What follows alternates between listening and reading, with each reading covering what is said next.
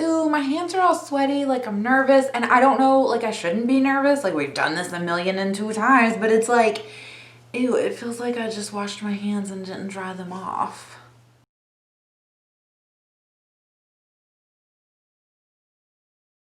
Hey guys, thanks for coming back to check out another video. It is Pans of Eyeshadows round 12. We did not film a finale video in December like a lot of smart people did.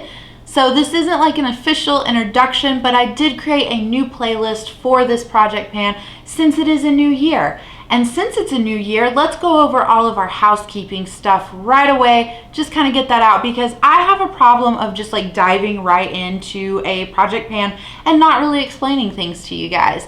So I first want to tell you this was created by Alexy. I do always link her channel in the description box as well as in the cards above for you guys. And also in the description box, I get to link her introduction video to her own Pan Those Eyeshadows 2021.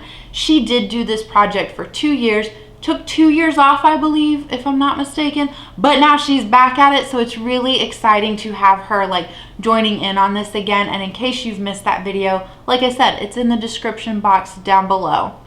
So let's do the like rules that we have in place for ourselves.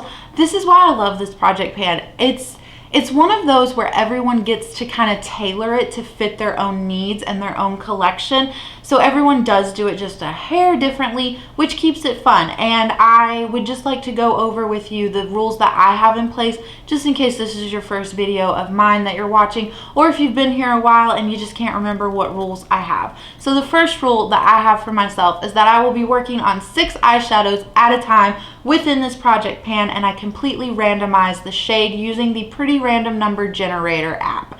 That is a mouthful. The second rule that I have is that I do not want to work on any black eyeshadows within this project pan. So I've done my best to remove them all from the spreadsheet that I use, but I'm human and I make mistakes. So if we were to roll a black eyeshadow, somehow it comes up, then obviously we will just re-roll. Speaking along that same vein, rule number 3 is that I do not want to work on any similar eyeshadows within this project pan. So for example, currently we do have a hot pink matte shade that we are working on.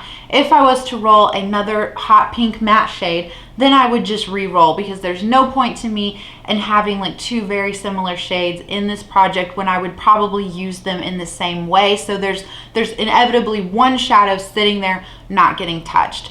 The other rule, like not really another rule, but like another note to that about the similar shades is that Laura and I are now doing our Fantasy Self like torture palette showdown. If you've missed that, I will link those in the description box as well. But this has 15 eyeshadows in here that kind of intimidate me, and the goal is to hit pan on them. I want to set myself up for the best chance possible to be successful with this. So if I roll a shade in this project that is similar to something in this palette, then I will re-roll because I don't want to work on something that's just so similar. The other and final rule that I have, or I guess the last and final rule would have been a better way to phrase that, is that the ultimate goal is to hit pan, obviously, but sometimes that just it's not going to happen. You know, I've seen people work on eyeshadows that take like 60 plus uses, and woof, my heart goes out to you. That is dedication if you stuck with it. I don't have that kind of dedication and that kind of patience.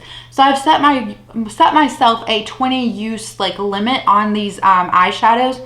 And I think that also will come in handy. It hasn't happened yet, but in case we were to roll something like a loose shadow or a liquid eyeshadow, something that you can't hit pan on, then I would use it the 20 times and roll it out.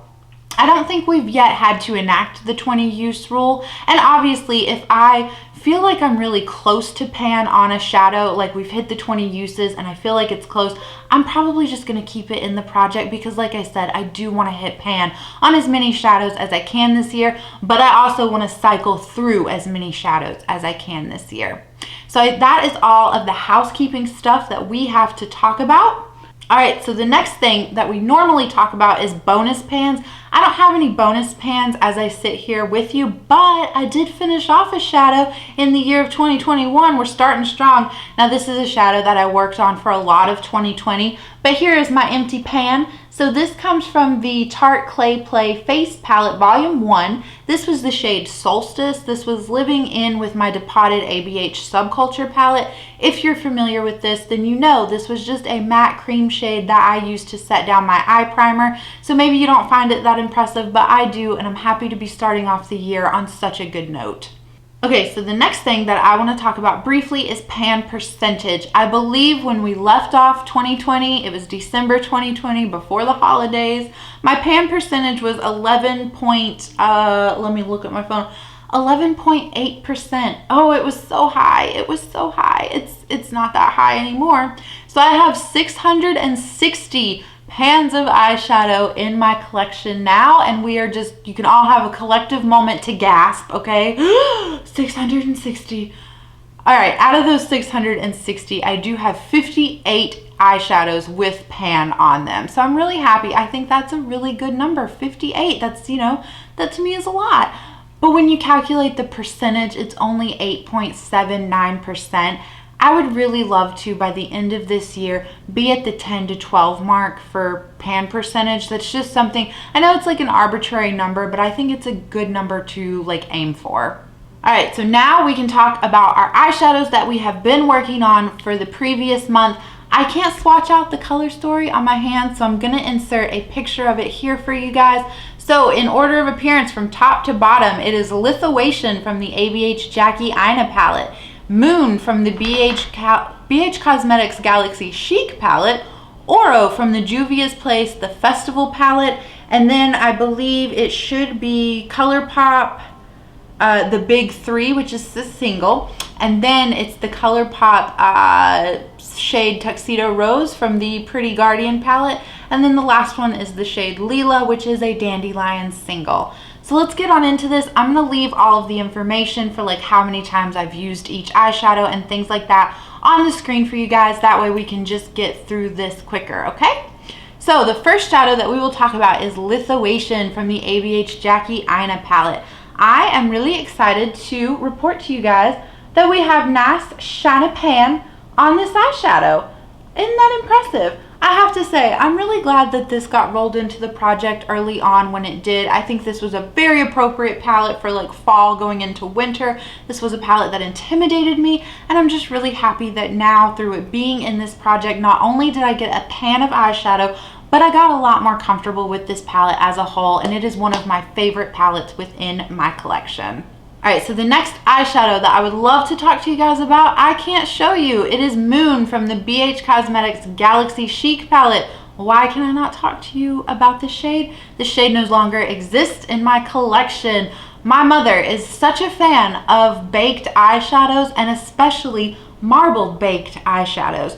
So I sent her a picture of that palette and I said, hey, this is something you would really enjoy. She tried to look for it on her own. It was sold out online. Couldn't find it anywhere in stores like Ulta and things like that. So I just went ahead and I sent mine to her. I feel really good about that because she has been using it nonstop and she absolutely loves it.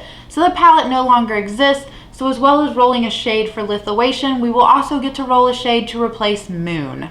All right, our third shade that we were working on comes from the Juvia's Place Festival palette. Again, this one is very similar to the Jackie Aina palette in the sense that I loved that I rolled it in for the fall going into winter. It was a color story that did intimidate me, and I've gotten way more comfortable with this palette. Now, the shade we were working on, Oro, was probably the best shade out of this palette to work on because it was just that muted, like, kind of mustard yellow brown shade, and it's so easy to use this almost daily in your like transition area when you're doing a more warm tone look.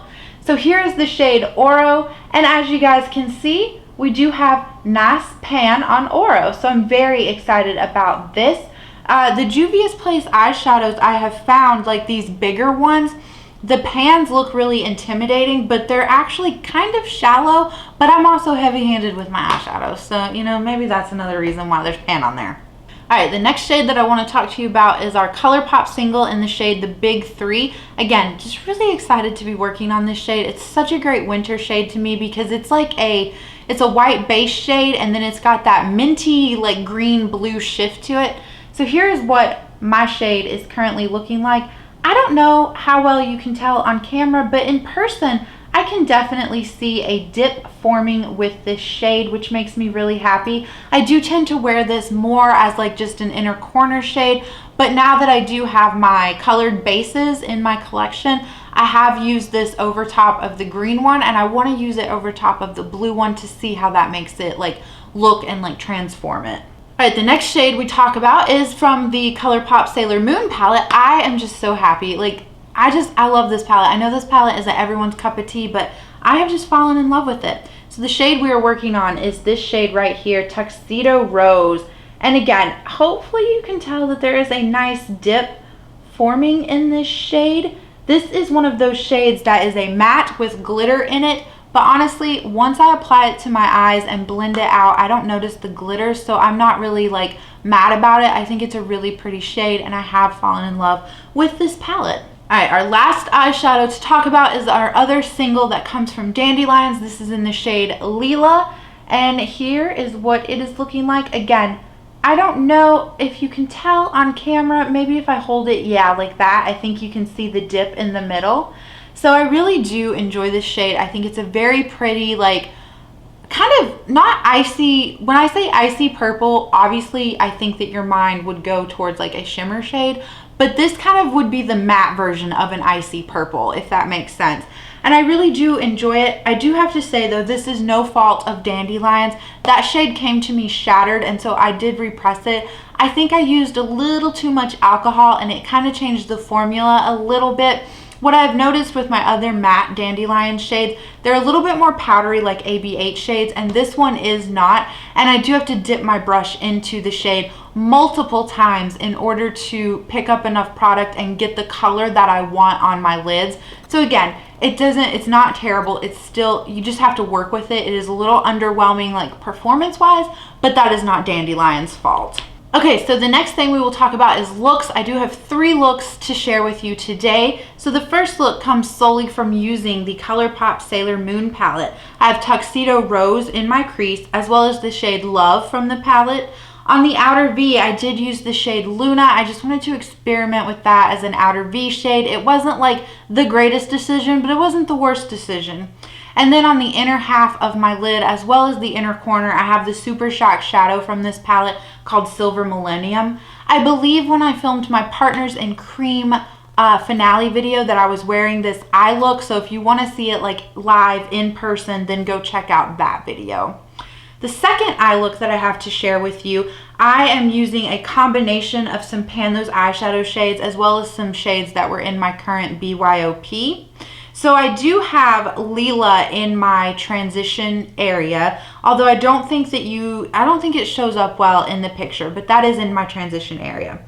In my outer V, I have a matte green shade from NBA Cosmetics called English Ivy. And then on my lid, I put down the green base pigment that I have, and I did top off the big 3 on top of it, so it really makes it take on more of that green base, obviously. And then on the inner corner, I have the Super Shock shadow from the ColourPop palette in the shade Silver Millennium. And then the last look that I want to share with you is a look that I did. It was the last time I used the Galaxy Chic palette, but I was so in love with how this look turned out.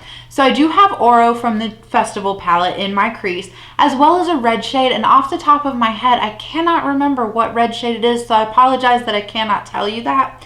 But then in the outer V, there is a shade that was, I believe, called Aphrodite from the Galaxy Chic palette. That is in my outer V. And then I do have, obviously, Moon topped on the like inner half of my lid. And then the Super Shock shadow Silver Millennium is what is in the inner corner. So those are my 3 most favorite eye looks that I did this month. Happy to share them with you. Let me know down below which one is your favorite. Okay, so I had to get pretty random pulled up and all of my numbers plugged in. So 1 through 586, I have prevent rerolls on, and we are going to select 3 numbers. So exciting when you get to select more than 1. So the first number, 270. Then we will have 22. Ooh, that's gonna be interesting. I don't remember what palettes are listed first. I know all my like loose shadows and Stilas and things like that are at the bottom of the list.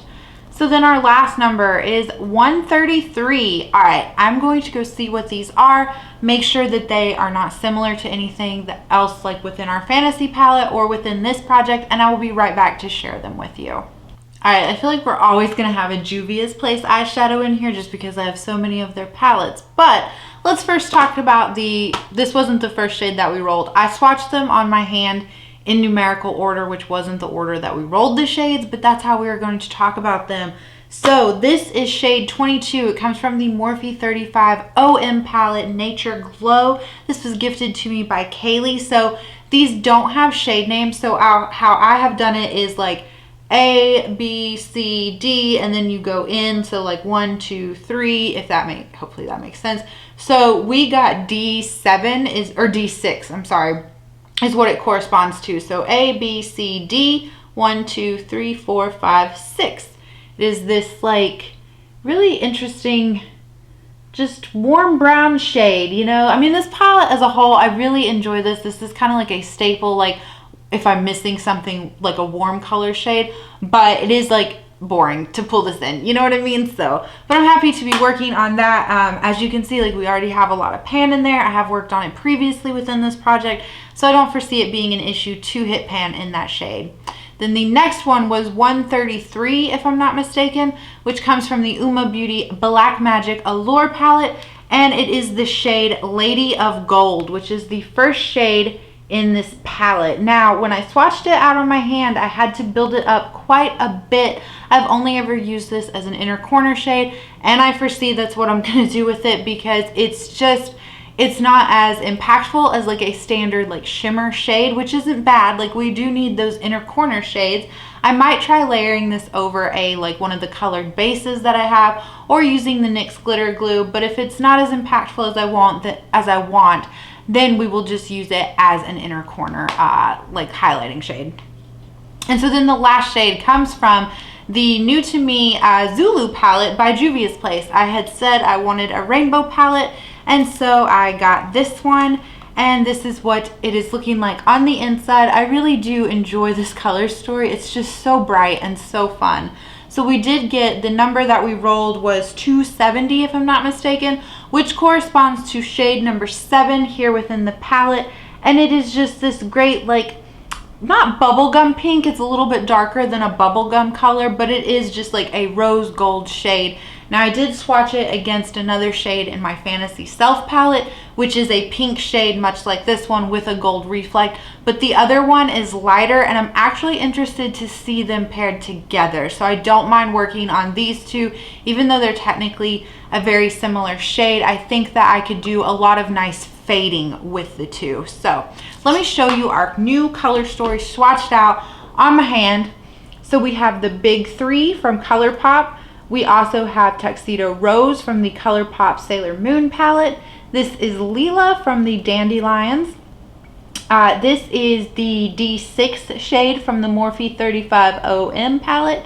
Here is Lady of Gold from the UOMA Beauty Black Magic Allure palette. And then underneath that from the Zulu palette is the shade 7.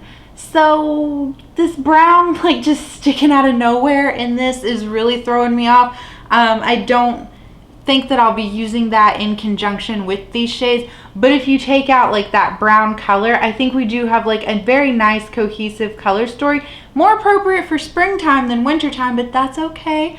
We are going to enjoy it. We are just going to thank the random number generator for whatever shades it gives us. But that is it. That is all I have for you guys for an update. I hope that you enjoyed it. I hope that you are enjoying your day or your night or your weekend or whatever, and I will catch you guys in the next one. Bye.